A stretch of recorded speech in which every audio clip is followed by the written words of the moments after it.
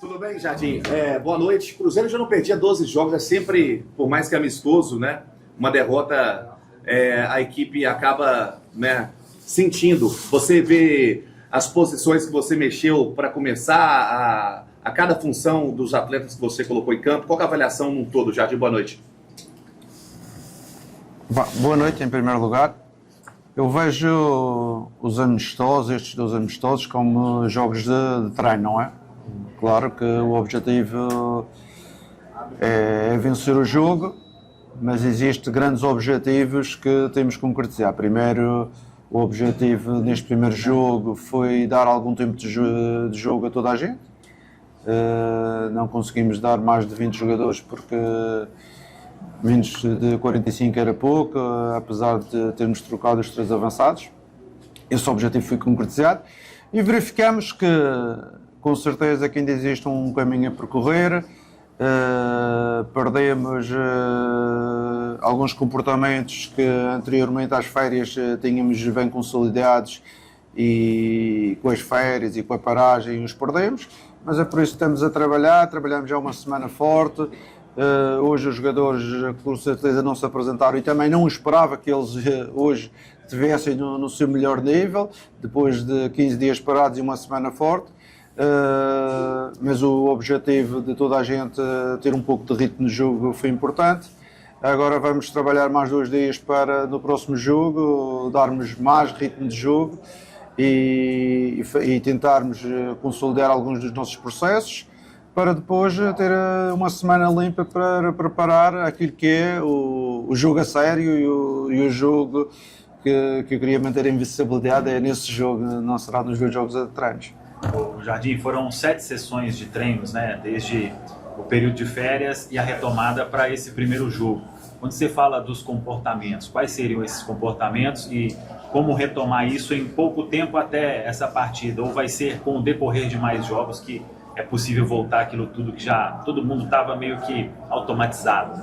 Claro, quando eu falo de comportamentos táticos e coletivos, falo de comportamentos técnicos, porque 15 dias parados com certeza a bola entra e depois cria algumas dificuldades que os jogadores têm que se adaptar. Os jogadores não são máquinas e não a carregar um botão on e off, é preciso preparar, é preciso haver um pequeno processo. Pena minha, já disse isto anteriormente, nós termos parado, na altura que estávamos muito bem, mas eu acredito que através dos treinos, através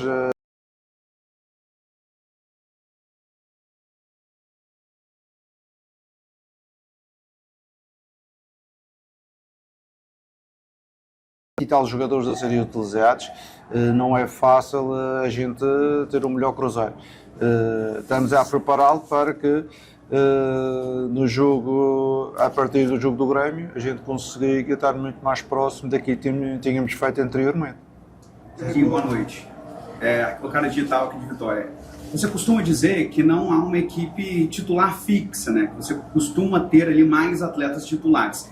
Mas a escalação do próximo domingo vai dar indício daquela que vai entrar em campo no Brasileirão, no retorno, depois da Copa Mundial de Clubes?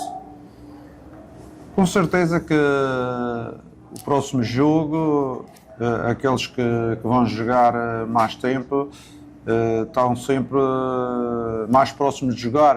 Já vos disse que, como hoje foram 20 e tal jogadores utilizados, nós normalmente temos um grupo ali de 13, 14 jogadores que normalmente são utilizados.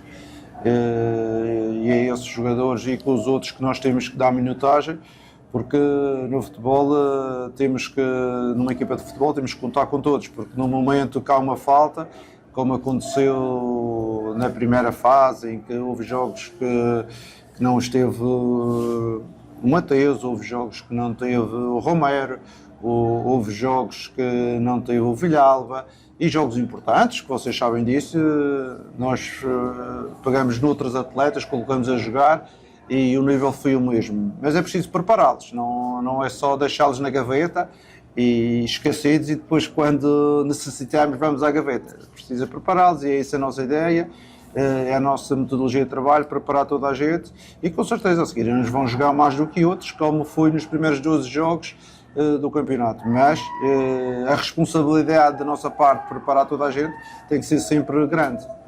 Esses jogos que você tem feito aqui também servem para analisar jogadores que não têm um contrato ainda para o ano que vem, como é o caso do Bolassi, até do próprio Gamarra, que entrou e ficou 45 minutos em campo. Como que você tem analisado esses jogadores aí? Não, estes jogos não servem para analisar, porque assim, estes jogadores eu já os conheço bem, estamos já há 4 ou 5 meses a trabalhar juntos, não é em 2 jogos estranhos depois de 15 dias de férias que eu vou os analisar. Sei que tipo de jogador temos, sei o que é que eles podem render pelo período que tiveram connosco, mas o importante é que toda a gente esteja consciente que a primeira fase passou e agora temos que estar alertas e temos que estar a preparar para uma segunda fase, que será uma segunda fase com muitos jogos, uma segunda fase com os jogos da taça, jogos do campeonato, em que vamos encarar cada jogo como uma luta e uma disputa pelos 3 pontos.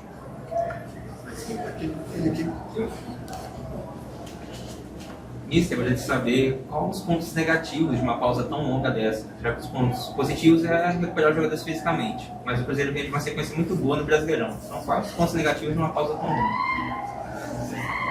Eu, sinceramente, eu não vejo pontos positivos numa paragem de início de temporada. Estamos a falar de 3 meses de campeonato. Eu não acho muitos pontos positivos, porque quebra o ritmo de trabalho e leva a que voltamos outra vez a fazer um reset da equipa. Acredito, se isto fosse em outubro, na parte final do campeonato, onde existe uma fadiga mais acumulada, acho que podia ser pontos positivos. Neste momento, até as equipas que foram ao Mundial, acho que são beneficiadas nesta fase, porque conseguiram manter o ritmo de trabalho dos seus jogadores, conseguiram a intensidade e com certeza podem pagar a fatura mais tarde, em outubro e novembro. Mas nesta fase inicial de entrada de campeonato, com certeza que elas vão estar mais preparadas do que aquelas todas que pararam. Central da Toca, último. Jardim, Leonardo de Mendes, Central da Toca.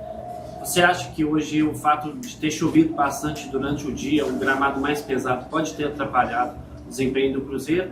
E já sobre o jogo contra o Banfield, esse plano de jogo também de rodar esse time. Qual a importância de vencer esse jogo agora no final de semana, antes da retomada do Campeonato Brasileiro? Não, o gramado com certeza não estava nas melhores condições.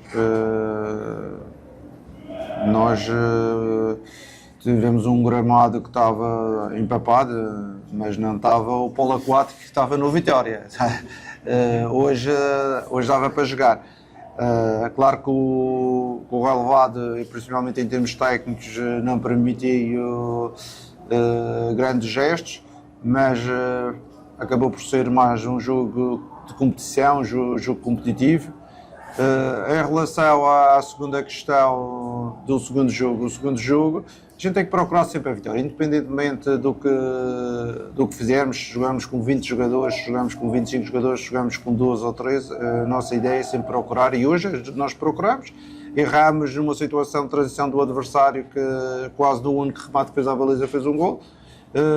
Mas é importante também às vezes errar este tipo de situações para nós corrigirmos e perceber que temos de ser mais competentes e temos de ser mais atentos neste tipo de situações de contra-ataque do adversário. O próximo jogo, como já vos disse, é mais um jogo de treino, que é como nós encaramos o torneio. A gente encara o torneio neste momento para dar ritmo aos jogadores, para que os jogadores possam fazer 2 jogos a sério, com árbitros e com adversários e competitivo, de forma a se prepararem melhor para as 2 competições que nos restam e que nós queremos ter uma boa performance. Obrigado, Mister.